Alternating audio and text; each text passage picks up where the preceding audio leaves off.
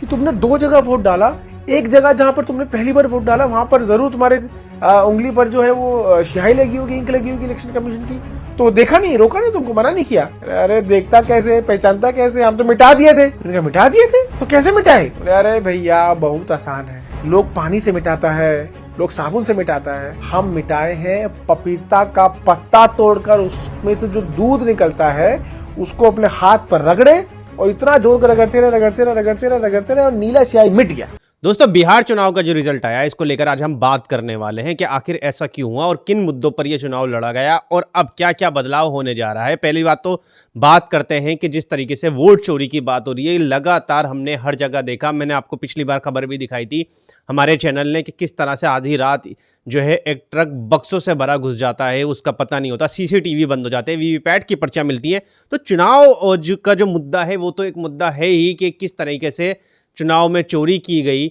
और आपको याद होगा आज से कुछ समय पहले आम आदमी पार्टी के नेता संजय सिंह ने एक बात कही थी कि मैं लिख के दे रहा हूं, मैं गारंटी से दे रहा हूं, ये चुनाव बीजेपी जीतने वाली और इतना बड़ा जीतेगी कि किसी ने जो है इस जीत की उम्मीद भी नहीं करी होगी। और यही हुआ है। 35 सीटें कुल जो मिली है महागठबंधन को मिली है, 35 सीटें पूरे विपक्ष को मिली है और प्रचंड बहुमत से एनडीए सरकार बनी है। लेकिन अब एक सवाल इसमें बहुत बड़ा खड़ा होता है कि जब एक नेता, बड़ा नेता, एक राज्यसभा सांसद ये बात कह रहा है कि मैं लिखित में दे रहा हूं कि बीजेपी जीतने वाली है, चारा जो है चुनाव में जो है पहले ही सेटिंग हो चुकी है, तो विपक्ष चुनाव क्यों लड़ रहा है? क्या विपक्ष की वजह से ही मोदी सरकार सत्ता में आ रही है? क्या ये सारी विपक्ष की कमियां हैं? इन तमाम मुद्दों पर बात करेंगे। सबसे पहले आप ये वीडियो देखिए जिस वीडियो में कहा जा रहा है कि ये जो है आज तक के रिपोर्टर हैं, आज तक का चैनल है, ये आज तक नहीं के रिपोर्टर ने ऑन एयर बैठ के ये बात कही है कि किस तरह से फर्जीवाड़ा हुआ है, पपीते के पत्तों से किस तरह से वोट चोरी हुई है। उसमें वो कह रहे हैं कि एक बीजेपी के जो कार्यकर्ता हैं उन लोगों ने 2-2, 3-3 वोट डाले, उनके वोट आए भी हैं। एक व्यक्ति पटना से भी वोट डाल रहा है और एक व्यक्ति अपने गांव से भी वोट डाल रहा है और वो बात उनसे कह भी रहा है और ये आज तक के रिपोर्टर ऑन एयर इस बात को बोल रहे हैं और बता रहे हैं। अब जरा वीडियो देखिए, फिर इसके बाद बात करेंगे। जब हम लोग आज बीजेपी ऑफिस में थे, वहां पर हम जब लगातार रिपोर्ट कर रहे थे रुझानों के बारे में, वहां पर जो डेवलपमेंट्स हो रही थी उसके बारे में जब हम बता रहे थे, तो एक बीजेपी के कार्यकर्ता आते हैं और बोलते हैं भैया हम आपको रिपोर्टर्स ऑफियर में देखे हैं। तो ऐसी करते हुए हम लोगों की इसी चीज पर हम लोगों की बातचीत शुरू हुई और बातचीत करते करते वो अचानक मुझको ये बोले, अरे भैया हम 2 जगह वोट डाले। मैंने कहा 2 जगह वोट डाले कैसे? अरे पहला हमारा वोट था पटना में, हमारे एक आधार कार्ड पर 2 जगह वोट पर्ची आ गया। एक पटना में जो हमारे घर है वहां पर आ गया पर्ची, दूसरा हमारा जो गांव है वहां पर भी हमारा पर्ची आ गया। तो मैंने कहा तो फिर? तो बताया कि हम फटाफट सुबह पहुंचे, अर्ली मॉर्निंग पहुंचे, 8, सवा 8 पहुंचे, फटाफट से हम देखे और कमल का निशान देखे ठप से मारे और उसके बाद भागे वहां से।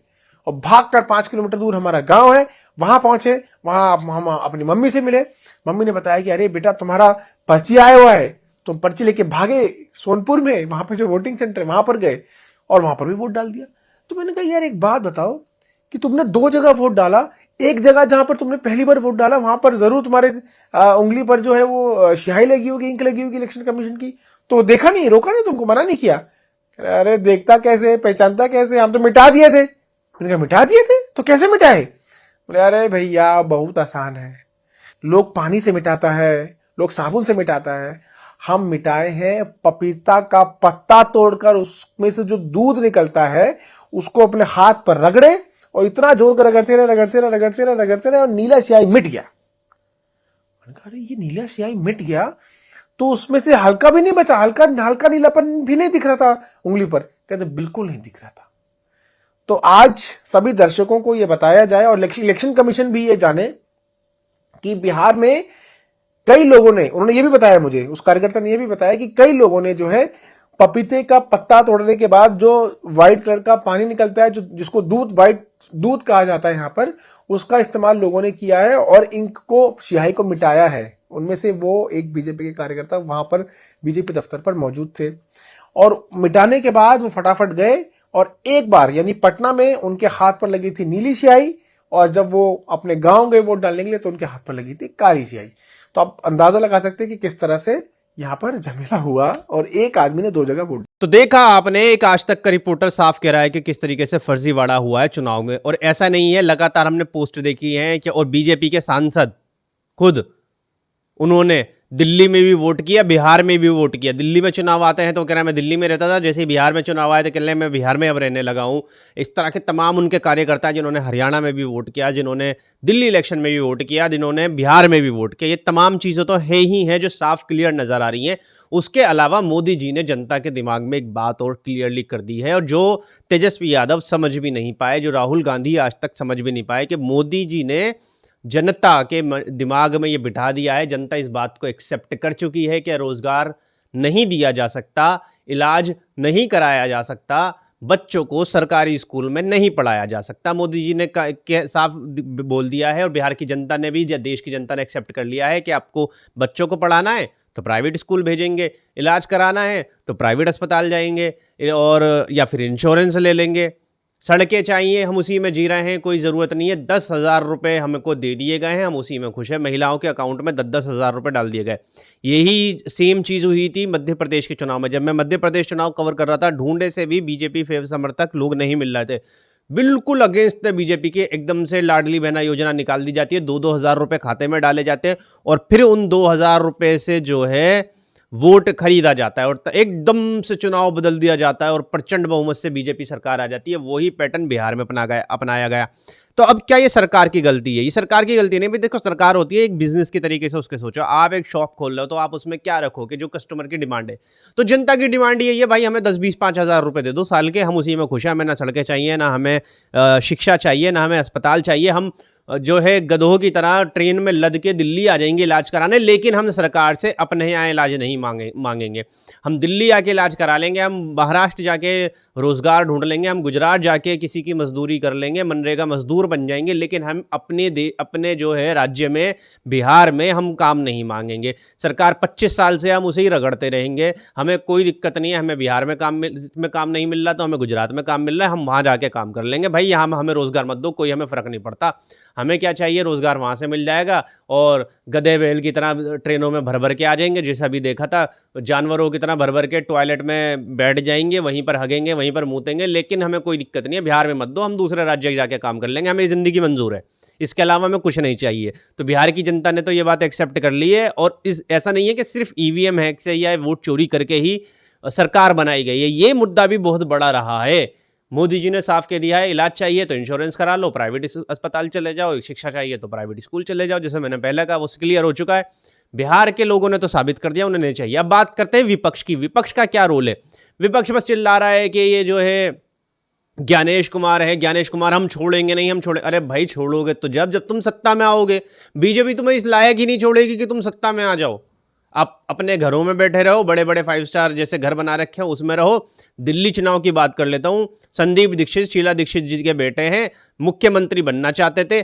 उससे पहले बता दो, चुनाव से पहले कभी उन्हें देखा हो सड़कों पे, या अब बता दो कि उनका एक बयान आया हो या कहीं पर वो दिखाई देते हो। लेकिन बनना इनको मुख्यमंत्री है, सड़कों पे उतरने नहीं। इंटरव्यू भी भाई साहब को देना है, अपने घर में बुला के देना है पत्रकारों को। सड़क पे नहीं आऊंगा मैं, इतना बड़ा राजा हूं। तो विपक्ष का तो ये हाल है। विपक्ष का कौन सा नेता सड़कों पे दिख रहा है? इमरान प्रतापगढ़ी हो, या इमरान प्रतापगढ़ी की बात करूं, मुस्लिमों के नेता बनते हैं, बिना मंच के इन्होंने मुसलमानों के लिए कहाँ उतरे, कहाँ आवाज़ बनी है, कहाँ सड़कों पर उतर के काम कर रहे हैं। एक इनको मंच चाहिए बढ़िया सा, गर्मी हो तो वहाँ एसी कूलर लगे होने चाहिए, सर्दी हो तो हीटर लगे होने चाहिए। मंच पे जाके हम भाषण देंगे, बस हमारा काम खत्म हो गया। विपक्ष का कोई भी, राहुल गांधी को छोड़ के कौन सड़कों पर उतरा हुआ है? आप एक बार एक नाम बता दो। तो विपक्ष का एक भी ऐसा नाम बता दो जो सड़क पे उतर के काम कर रहा हो। कोई भी ऐसा नेता देखने को नहीं मिलेगा, सब वीआईपी बने हुए हैं। भाई जब तक तुम सड़कों पे नहीं आओगे, बीजेपी सड़कों पे उतरती थी, सिलेंडर लेके बैठ जाया करती थी स्मृति ईरानी। आज उनकी सरकार आ गई, उन्हें जरूरत नहीं। अरे तुम भी तो उतरो ना भाई, तुम क्यों नहीं उतर रहे सड़कों पे? तुम हंगामा क्यों नहीं कर रहा? तुम्हारे बस की नहीं है क्या कुछ करना? और फिर सबसे बड़ी बात, जब तुम कह रहे हो कि चुनाव हैक हो गया है, चुनाव लड़ ही क्यों रहे हो? सारा विपक्ष मिलके इस पे काम क्यों नहीं कर रहा? मत लड़ो चुनाव। जब पता है एक तरफा बीजेपी सरकार आने वाली, एक तरफा ऐसा होने वाला है, तो चुनाव लड़ क्यों रहे हो? तो सबसे बड़ा सवाल तो विपक्ष पे खड़ा होता है। ये सबसे बड़ी लापरवाही विपक्ष की है। विपक्ष अपना राजा बन के बैठा हुआ है। आज भी एक दो नेता की बात छोड़ दूं, राहुल गांधी की बात छोड़ दूं, वो अकेला बंदा मेहनत कर रहा है, लेकिन उनके मेहनत करने से कुछ नहीं होता, सबको आना पड़ेगा। जो तो 2-3 नाम बताएं आप बता दो इनका, कि बिना मंच के अलावा इन्होंने कुछ और करा हो, ट्वीट कर देंगे, मंच पे उतर जाएंगे, इसके अलावा सड़क पे नहीं उतरना इनके बस की है। इनको बस घर में बैठ के चाहिए सब कुछ, चाहे संदीप दीक्षित हो, चाहे इमरान प्रतापगढ़ी हो, ये नेता, इनको बनना मुख्यमंत्री है, बनना सब कुछ है, लेकिन सड़क पर उतर के काम नहीं करेंगे। चलो अब बात कर लेते हैं नीतीश कुमार की। विपक्ष की सीटें आई हैं 35 टोटल सारे विपक्ष की, और नीतीश कुमार की सीटें आई हैं 85। टोटल मिला के 120 सीटें हो जाती है, और 120 सीटें अगर ये सारे मिल भी जाएं तो भी सरकार नहीं बना पाएगी। नीतीश कुमार को लंगड़ा घोड़ा बना दिया है बीजेपी ने, ना कहीं का नहीं छोड़ा, ना इधर जा सकते ना उधर जा सकते। अब नीतीश कुमार के पास बीजेपी के पास जाने के अलावा कोई ऑप्शन है नहीं। उन्हें पता है केंद्र में बीजेपी, अगर बीजेपी का साथ नहीं दिया तो नीतीश कुमार कहीं के नहीं रहेंगे, करियर ही उनका खत्म हो जाएगा। यहाँ तो थोड़ी बहुत उम्मीद है। वो ट्वीट भी डिलीट कर दिया गया है जिसमें यह कहा गया था कि नीतीश कुमार ही मुख्यमंत्री बनेंगे। बीजेपी अब अपने इशारों पे कुछ भी करवा सकती है। इस स्थिति में छोड़ दिया है नीतीश कुमार को कि धोबी का कुत्ता ना घर का ना घाट का। ये मिसाल आपने सुनी होगी। अब वो ना तो घर के रहे ना घाट के रहे, कुछ भी उनके पास नहीं रहा है, क्योंकि सीटें इतनी आई हैं, अगर विपक्ष सारा मिल जाए, नीतीश कुमार मिल जाए, तो भी सीट नहीं बना पाएंगे। और आपको पता है बीजेपी खरीद फरोख्त करने में सबसे आगे हो, उनको कोई हरा नहीं सकता। चाणक्य जो कहे जाते हैं वो असली खरीदने में विपक्ष को खरीदने का काम करते हैं। तो बीजेपी ने इस सिचुएशन में लाके छोड़ दिया है बिहार को, नीतीश कुमार को, कि नीतीश कुमार अब चाह कर भी कुछ नहीं कर सकते। ना तो सीटें वो खुश है कि मैंने इतनी सीटें निकाल दी, लेकिन उन सीटों का कोई फायदा नहीं है। वो किसी के भी साथ जाके सरकार नहीं बना पाएंगे बिना बीजेपी की सहायता लिए। जनता ये कह भी रही है कि ये जनादेश नहीं, ये ज्ञानेश सरकार चल रही है, ये जनादेश की सरकार नहीं है, ये ज्ञानेश सरकार है। बिहार के काफ़ी लोग इस तरीके की बातें कर रहे हैं। तो ये कुल मिला के ज्ञानेश सरकार है। और राहुल गांधी कहते रहते हम किसी को नहीं छोड़ेंगे। अरे छोड़ोगे तो जब जब सत्ता में आओगे। ज्ञानेश कुमार तुम्हें आना ही नहीं देंगे सत्ता में, उखाड़ लो उनका, क्या उखाड़ोगे, जो मर्जी कर लो। साफ खुला बोला जा रहा है, भैया हम तो वोट चोरी कर रहे हैं, तुमसे जो किया जाए कर लो, तुम्हारे बस की कुछ नहीं है करना। तो राहुल गांधी या विपक्ष को चाहिए जो सारे के सारे तुम्हारे नेता है ना, इन सबको बाहर लात मार के निकाल दो, नई पार्टी बनाओ या नए नेता लेकर आओ जो तुम्हारे साथ सड़कों पे उतरे, लाठियाँ खाएं, डंडे खाएं, सब कुछ उतरे, जो वीआईपी बन के घरों में ना बैठे रहें कि हाँ जब सरकार आएगी, जब चुनाव आएंगे हम तभी बोलेंगे इंटरव्यू, वो भी घर में बुला के इंटरव्यू देंगे, हमारे बस की स्टूडियो जाना भी नहीं है। ऐसे नेता चाहिए तो तुम जिंदगी भर विपक्ष में ही बैठे रहोगे, और एक दिन विपक्ष भी खत्म हो जाएगा और केवल डिक्टेटरशिप बचेगी। एक ही पार्टी राज करेगी, कोई विपक्ष भी नहीं होगा। यही आने वाला फ्यूचर है, और बंगाल में भी यही होने जा रहा है। जो स्थिति दिख रही है साफ है कि बंगाल में भी बीजेपी आने वाली है, इसके अलावा कोई बंगाल नहीं जीतने वाला। खैर आप क्या सोचते हैं इस पूरे मामले पर, हमें कमेंट करके ज़रूर बताएं। वीडियो को लाइक करें, शेयर करें और चैनल को सब्सक्राइब करना बिल्कुल ना भूलें।